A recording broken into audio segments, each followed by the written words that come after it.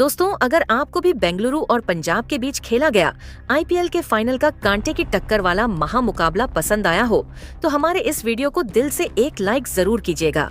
आज की इस वीडियो का लाइक टारगेट सिर्फ और सिर्फ 800 लाइक्स है, तो लाइक करना तो बिल्कुल भी मत भूलिएगा। तो बिना किसी देरी के फटाफट वीडियो को स्टार्ट करते हैं। दोस्तों, अहमदाबाद के नरेंद्र मोदी स्टेडियम में आईपीएल 2025 के फाइनल का धमाकेदार मुकाबला पंजाब और बेंगलुरु की खतरनाक टीम के बीच में खेला गया। इस मैच में अंतिम ओवर तक ये कहना मुश्किल था कि आखिर कौन सी टीम चैंपियन बनेगी। जी हाँ दोस्तों, करोड़ों क्रिकेट प्रेमियों को इस मैच का बेसब्री से इंतजार था। फैंस बस यही सोच रहे थे कि आखिर आज पंजाब या फिर बेंगलुरु में से कौन सी टीम चैंपियन बनेगी। दोस्तों, इस मुकाबले में सिक्का उछाला गया तो टॉस जीतकर पंजाब के कप्तान श्रेयस अय्यर ने गेंदबाजी करने का फैसला किया। वहीं इस मुकाबले में बेंगलुरु की टीम को पहले बल्लेबाजी करने का मौका मिला। बेंगलुरु की तरफ से बल्लेबाजी की शुरुआत करने के लिए विराट कोहली के साथ फिलिप सॉल्ट की खतरनाक जोड़ी मैदान पर उतरी। दोनों बल्लेबाजों के कंधों पर अपनी टीम को तेज शुरुआत दिलाने की जिम्मेदारी थी। वहीं पंजाब की तरफ से पहले ओवर में गेंदबाजी करने के लिए आए रफ्तार के सौदागर अर्शदीप सिंह की तीसरी गेंद पर फिलिप सॉल्ट ने लेग साइड की दिशा में खतरनाक लगाकर अपनी टीम का खाता खोला। अगली गेंद पर उन्होंने दौड़कर 2 रन पूरे कर लिए और स्ट्राइक अपने पास ही रखा। इसके बाद ओवर की 5वीं गेंद को सॉल्ट ने लॉन्ग ऑफ की दिशा में धकेल दिया। गेंद तेजी से बाउंड्री की तरफ जा रही थी, जहां पर यजुवेंद्र चहल खड़े थे।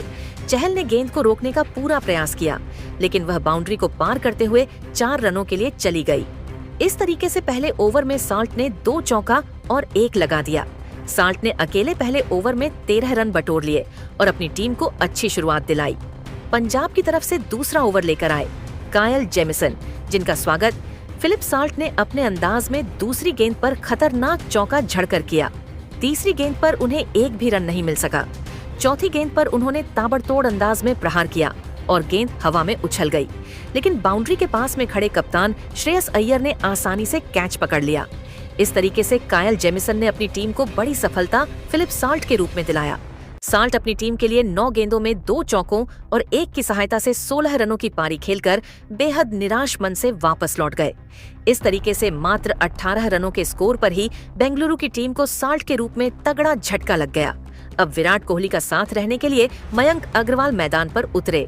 दोनों खिलाड़ियों के कंधों पर अपनी टीम की बड़ी जिम्मेदारी आ चुकी थी। दूसरे ओवर में कायल जेमिसन ने 6 रन खर्च करके पहला विकेट अपने नाम कर लिया। 2 ओवर की समाप्ति के बाद बेंगलुरु का स्कोर 1 विकेट के नुकसान पर 19 रन बन पाया।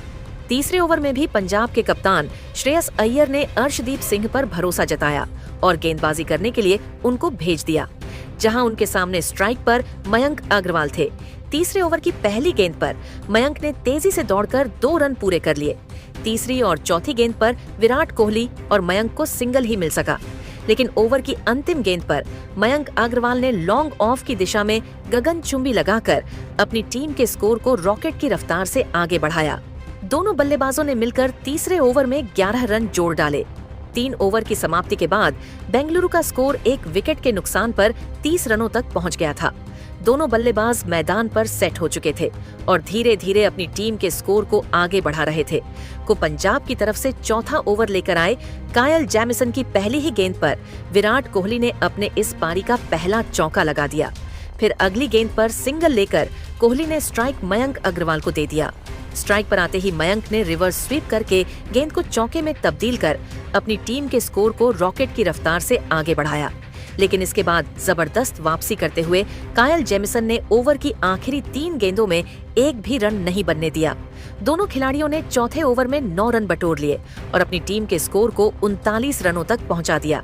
रॉयल चैलेंजर बेंगलुरु की शुरुआत बेहद ही शानदार हो चुकी थी।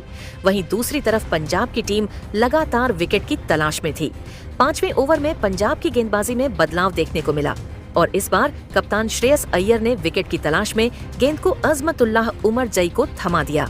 अजमतुल्लाह की खतरनाक गेंदबाजी के सामने विराट और मयंक अग्रवाल को सिंगल और डबल के साथ ही काम चलाना पड़ा और 5वें ओवर में दोनों बल्लेबाज एक भी बाउंड्री नहीं लगा सके।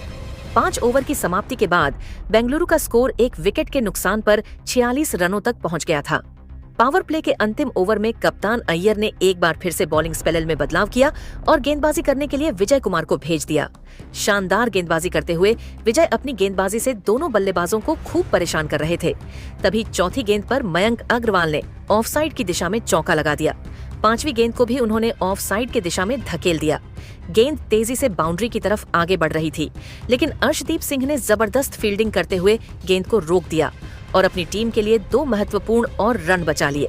विजय कुमार के इस ओवर से विराट और मयंक ने मिलकर 9 रन बटोर लिए।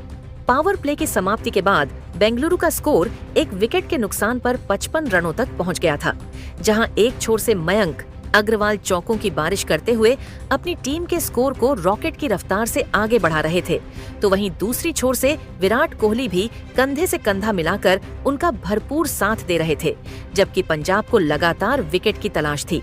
पावर प्ले की समाप्ति के बाद 7वें ओवर में कप्तान श्रेयस अय्यर ने गेंदबाजी करने के लिए स्पिन के जादूगर यजुवेंद्र चहल को बुला लिया। 7वें ओवर की पहली गेंद पर विराट कोहली ने सिंगल लेकर स्ट्राइक मयंक अग्रवाल को दे दिया। स्ट्राइक पर आते ही मयंक ने लगाने का प्रयास किया और गेंद सीधा अर्शदीप सिंह के हाथों में चली गई। इस तरीके से बेंगलुरु की टीम को मयंक अग्रवाल के रूप में दूसरा झटका लग गया। मयंक अग्रवाल अपनी टीम के लिए 18 गेंदों में 2 चौकों और 1 की सहायता से 24 रनों की पारी खेलकर पवेलियन की तरफ लौट गए, लेकिन विराट कोहली अभी भी मैदान पर डटे हुए थे और उनके साथ देने के लिए कप्तान रजत पाटीदार मैदान पर उतर चुके थे। शानदार गेंदबाजी करते हुए चहल ने 7वें ओवर में सिर्फ 6 रन ही बनने दिया और अपनी टीम को बड़ी सफलता मयंक अग्रवाल के रूप में दिला दिया। पंजाब की तरफ से 8वां ओवर लेकर आए। एक बार फिर से विजय कुमार की पहली ही गेंद पर कप्तान रजत पाटीदार ने चौका जड़कर उनका स्वागत किया, लेकिन इसके बाद विजय कुमार ने जबरदस्त वापसी करते हुए दोनों बल्लेबाजों को खूब चकमा दिया। 8वें ओवर में दोनों बल्लेबाजों ने मिलकर 8 रन बटोर लिए, जिसमें रजत पाटीदार का एक चौका शामिल था। 8 ओवर की समाप्ति के बाद रॉयल चैलेंजर बेंगलुरु का स्कोर 2 विकेट के नुकसान पर 69 रनों तक पहुंच गया था। 9वें ओवर में पंजाब किंग्स के कप्तान श्रेयस अय्यर ने रणनीति बनाई और विकेट की तलाश में गेंद को यजुवेंद्र चहल के हाथों में थमा दिया, लेकिन 9वें ओवर की तीसरी ही गेंद पर रजत पाटीदार ने 97 मीटर का सनसनाता हुआ लगाकर पंजाब की सारी रणनीतियों पर पानी फेर दिया। इसके बाद दोनों बल्लेबाजों ने मिलकर सिंगल और डबल के साथ 9वें ओवर में 11 रन जोड़ डाले। 9 ओवर की समाप्ति के बाद बेंगलुरु का स्कोर 80 रनों तक पहुंच गया था। दोनों बल्लेबाज मजबूती के साथ मैदान पर अपना पैर जमा चुके थे और उनके बीच एक साझेदारी पनपती हुई दिखाई दे रही थी। दूसरी तरफ पंजाब की टीम लगातार विकेट की तलाश में थी। 10वें ओवर में कप्तान श्रेयस अय्यर ने बॉलिंग अटैक पर एक बार फिर से अजमतुल्लाह उमरजई को लगाया। अजमतुल्लाह शानदार गेंदबाजी का नजारा पेश कर रहे थे, लेकिन तभी विराट कोहली ने ताबड़तोड़ अंदाज में बल्लेबाजी करते हुए चौथी गेंद पर सनसनाता हुआ चौका लगाकर अपनी टीम के स्कोर को रॉकेट की रफ्तार से आगे बढ़ाया। 5वीं गेंद पर कोहली ने सिंगल लेकर स्ट्राइक रजत पाटीदार को दे दिया, लेकिन ओवर की अंतिम गेंद पर पाटीदार को एक भी रन नहीं मिल सका। अजमतुल्लाह उमरजई ने 10वें ओवर में 7 रन खर्च कर दिए। 10 ओवर की समाप्ति के बाद बेंगलुरु का स्कोर 87 रनों तक पहुंच गया था। 11वें ओवर में अय्यर ने नई रणनीति बनाई और विकेट की तलाश में गेंदबाजी करने के लिए कायल जेमिसन को भेज दिया।